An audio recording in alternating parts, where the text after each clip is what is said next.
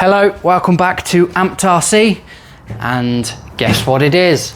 It's Mega Micro May. Oh yes, and here we are with some of our micro cars. Last week they had the Jaya, Bailey, whatever it is, the JB thing. I'm just going to keep, that's what I'll refer to it as from now on. It's the JB, simple as. Today we are onto the Hstar, the Hstar 143 scale 4-wheel drive D4301Q, but it's the Q, I'm not going to say it because it will give it away. So this one, just like the JB, is a 1/43 scale 4-wheel drive race and drift car. It is meant for indoors, sort of tabletop area. If you've got like a little carpeted area like me, even better. If you've got hardwood flooring or laminate, you will be laughing at where you can use this and how much fun you'll have. They are very similar in spec, I mean very similar. So we're obviously going to get a comparison. It is apparently, just like this one, will do 15 kilometers an hour and more, but it's a tabletop car. Does top speed really matter? No, so I'm not really bothered. It is, just like this one, fully proportional. Has a gyro built in, so when we come to drift, we're going to be testing that to its limits. It does have a set of lights just like this one, so we'll have a look at that.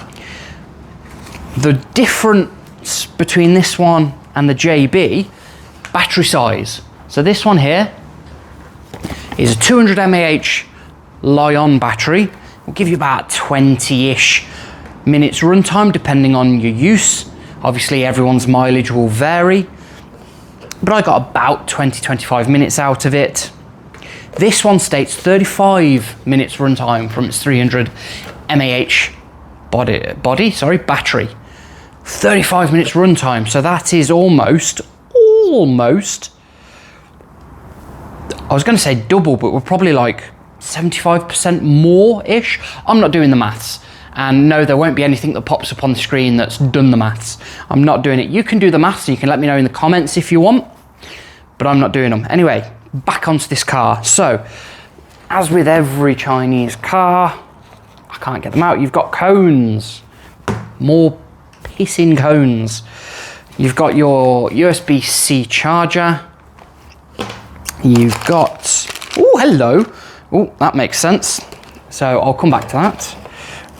You've got your remote, which, yeah, it's got a plastic wheel, but you do have a foam wheel cover for it, which I was going to say will be going straight on, but you know what? I may as well put it on now. I know a lot of Chinese car companies are trying to aim at like the cheaper end of the scale, but put bloody foam on your wheels. Honestly, it changes the feel of a radio. You could have the cheapest radio going, you put foam on your wheel, changes it. It really does. The points at where you touch can change what is a cheap radio into something that feels a little bit more premium, just with softer feeling materials. A bit of rubber there, not rubber, sorry, bit of foam there, a bit of maybe rubber style paint, just to make things feel a bit better. And then the car. But I'll leave the car. You know what? No, I'm not going to leave the car. Let's get it out. But I'm going to leave it that way so you can't see it. Now, I love the look of this thing. I really do. Here you go. Check this. Oh. That is a complete die-cast body. So the JB over there was plastic hard body. You might just be able to hear that. That is die-cast, like a Hot Wheels, except it's bigger. I think it's Hot Wheels 1/64, something like that. Anyway, check the detail. It is an amazing looking car. The carbon detail on the bonnet and the roof just looks amazing. Honestly. Oh. And then another good thing about this that the JB, well, the JB's over here now, didn't have, is that, yep, I've dropped one. With the JB, when you're swapping between race and drift tyres, you would actually take the tyres off. This one, you don't. You might be able to see. You take the wheels off. So you've got a complete set of wheels with rubber tyres. Oh, so much better. So this is the Porsche 911 GT3 RS body. If any of you know cars, you will have known that already. But this, on the back of this box, it gives you two body styles. So you've got a Nissan R35 GTR Skyline, or you've got the Porsche 911 GT3 RS. The GTR has 4, 5, 6, 7, 8, 9, 10 different body styles and colours. The GT3 RS, 8, 9, 10, 11 different colours. And I do believe they do other bodies as well. I'm sure I've seen instructions which from some of these Chinese manufacturers can be a bit hit and miss. But this one has a parts list with part numbers, and it shows a set of ball bearings. Perfect. The good thing about all these 143 scale cars is they're all, give or take £4 or £5, the same sort of price bracket. And as they're 143rd, they're race and drift, they're perfect to compare against each other. And we've got another one over there on a later video. So I will be comparing all of these. In these videos at the moment, as you may have seen with the JB, we are just testing the drift capabilities. We're doing a different video in a few weeks testing out the race capabilities. So please check back for that one. It will be interesting, trust me. Right, so here's the Hstar 911 GT3 RS, and look at that. I'm sorry, but that is one of the best looking miniature cars, sorry, micro cars I've ever seen. It is an absolute thing of beauty, it really is. There is a little bit of weight to it because it is obviously die cast. It might affect it while drifting, but when we put the rubber tyres on it, having that extra weight may just give it a little bit of advantage. It may take some time to get up to its top speed or to accelerate, but once it starts gripping on rubber tyres, that weight might be an advantage. There is your remote, so you got your on and off there, lights, you've got your throttle settings, steering trim, and your gyro. Right, so I've set up a little bit of a basic drift track for this Hstar. Now, I really don't want to be damaging this thing because it looks amazing, but we need to be testing it. So we've got a nice little drift circle around here. We've got a nice big sweeper for a drift with a slightly tighter drift, and then we've got a bit in the middle here to freestyle. So we have got the, yep, just hear that. That's the gyro on and working, so I will need to dial that in. Right, let's find out. Let's give it a drive. Oh, straight away, it's better.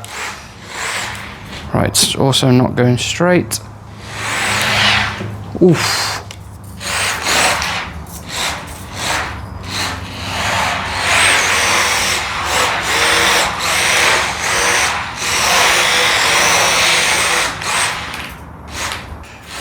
See, now I'm really trying to concentrate on driving this thing because it straight away drifts better than the JB did. Now, if you don't remember, I'm going to use the term JB because I don't know how to pronounce this car's name. Gia Bailey, I don't know. So I'm calling it the JB because JB. And at the moment, this little Hstar, it straight away actually acts like a drift car. I messed that up. I could have continued that round. And where the JB fell down by even at 20% having a bit too much power, and it didn't have a gyro, so it couldn't catch the drifts for you. So you were always having to try and catch them, but it would spin out too quick, or I'm just a terrible drifter, one of the two. Whereas this, Oh, hope we caught that on camera.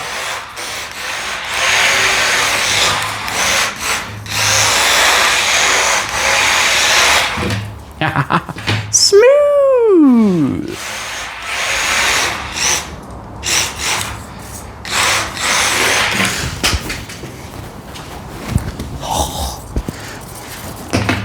I cringe every time it goes off the table.